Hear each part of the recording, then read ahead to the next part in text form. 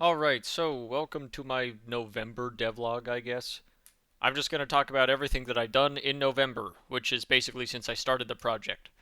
This is kind of just to combine my own thoughts together for myself, and for anyone else who's wondering my own thought process. So, I've started the project.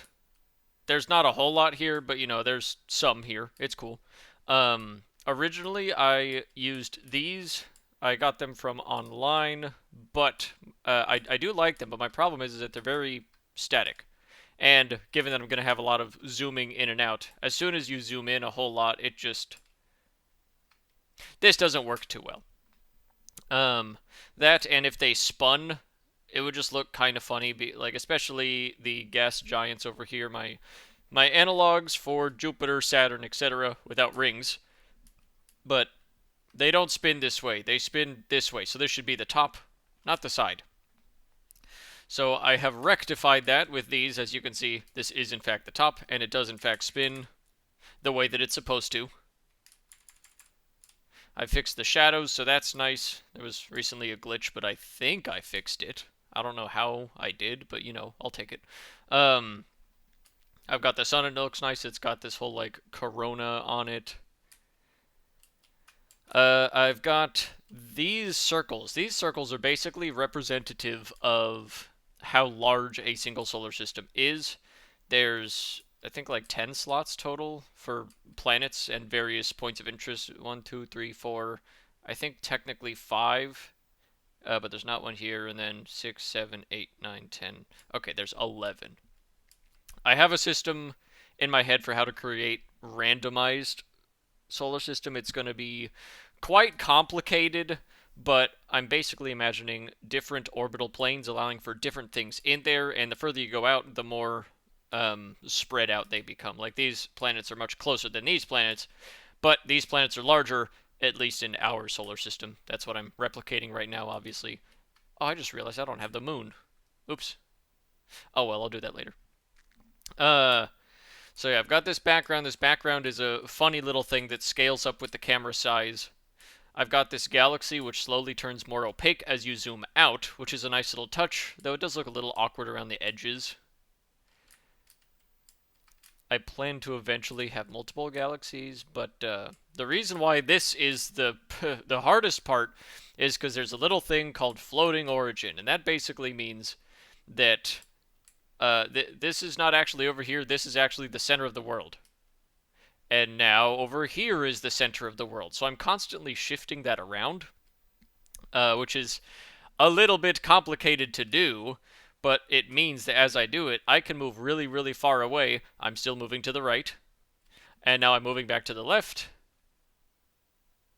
and everything should be exactly where I left it. By default, if you did not program any kind of floating origin system, as soon as you get literally 1 to 10 kilometers away, it doesn't quite work anymore. If I'm going to switch over here to scene view, let's see, 1 kilometer is one of these squares. This is 1 kilometer. So as soon as you get 10 kilometers away, which is approximately the size of this background, it doesn't work. And as you saw, I zoomed out so far, and this is even in the game view. Hold on, let me turn on the galaxy. Oh, can't even see it. Oh, it's because the camera zoomed in. Anyway, I zoom out so far you can't even see this grid anymore, so it would not work by default. But with this system, it does. And with that system, it still has its limits, but I'm going to try to figure out a way around it. But I'm hoping to have multiple galaxies, because I've got a couple fun gameplay ideas. I like the concept of different types of like FTL systems. So I'm hoping that the game will slowly expand over time. So I'm picturing basically you start off on Earth or really close to Earth. Again, I'm just so early development, I don't even know yet. You slowly expand to the solar system, and then you eventually get some kind of FTL system, or maybe you just brute force your way with like a colony ship that'll take 100 years to get anywhere. But you leave and you arrive somewhere else. I don't know if this is going to be a real scale distance between solar systems. Probably not, because I think they're too close together. But in the grand scheme of time, You'll slowly make your way to other systems, slowly expand onto those planets and build stations and bases and shipyards and who knows what. You'll find things in the game. And after a certain time, the solar system analog becomes a galactic analog where you leave the galaxy. It might take a couple hundred or 1,000, I don't know, years to get to another one. And yeah. A problem is that right now all of these planets are actually 3D.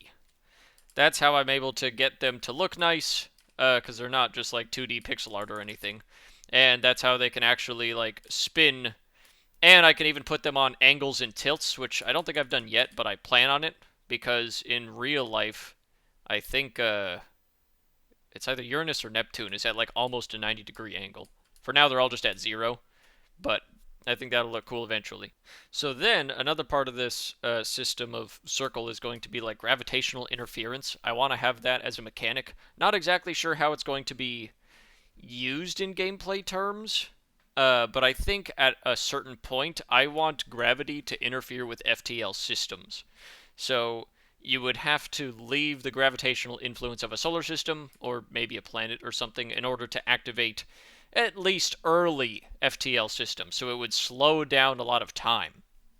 Now, later on, you'll obviously be able to research stuff that gets around that, but at the beginning, I think it should feel slow and arduous, but you'll still have enough going on within your own system that you're not just going to be sitting here waiting for a single ship to slowly make its way. You'll be having to deal with all sorts of other STL ships, slower than light, by the way, going in between all the various planets in here, and every couple minutes you'll just check up on this one and see that it's a quarter way, finally. Um, so yeah. My plans for the future right now are I'm going to pretty soon, now that I've got a good sense of what I want the planets and stuff to look like and act, I'm going to start making just a simple planetary randomizer. I'm going to start off with the solar system. I'm just going to make a system where just I click a button and all the planets will stay along their appropriate orbital paths. You know, Mercury's the closest, Venus is the second, Earth is the third, etc., etc. But they'll all be in random positions. So Mercury could be here, but Venus might be up here, and Earth might be down here. And it would all just kind of loop around the sun. I do not know if I'm going to make them orbit. I think that could be cool, but it might also be annoying. I'll have to see how I feel about it. After I do that, I'm going to make a completely random system generator, so I can make actual alien systems. Or not exactly alien, but ones that is not our solar system. And I plan on adding a little bit of like realistic-ish science where most of the closer to the sun planets are going to be rocky bodies. Further ones are typically icy or gas. Not perfect due to just, gameplay reasons, otherwise they're all going to look the same. But allowing for some fun variety, as well as some fun unique planets along the way. But I like scientific realism with a little bit of science fiction mixed in. So we'll see how that goes. After that, I think the next thing is going to be actually fleshing out my ships a little more. Because I still am just using the little default, here they are, the color scheme ships. I'm going to stick with just these for now, just for testing, because cargo, science, and combat, at least those three, are like the main obvious three that is in almost every single archetype of a game, or of a sci-fi show, or of literally anything. So I'm going to keep that for now, but I'm going to try to give them specific modules to actually help. So I'll start to make science ships that can scan planets or reveal them. Maybe you don't know where they are. Cargo ships to bring things from point A to point B. I guess that means I need to make stations. And combat ships that can shoot at targets. I don't have any targets, but I could spawn in a red square to shoot at or something. I don't know. But other than that, things are going pretty well. So yeah, we'll see. We'll see how it goes. There's still a few things I'm not quite sure of how I'm going to do, and of course, there's always all sorts of problems that pop up during programming. But hopefully it goes well. Well, with the holiday season coming up, I might be more busy or less busy. I really don't know. We'll see. Anyway, I'll post one of these kind of longer just devlog videos where I just talk about my ideas, probably like once a month, give or take. But I'll still release my short little 1 to 2 minute long devlogs, hopefully every week or so. I'm still getting used to it. All right, I'll see everybody next time.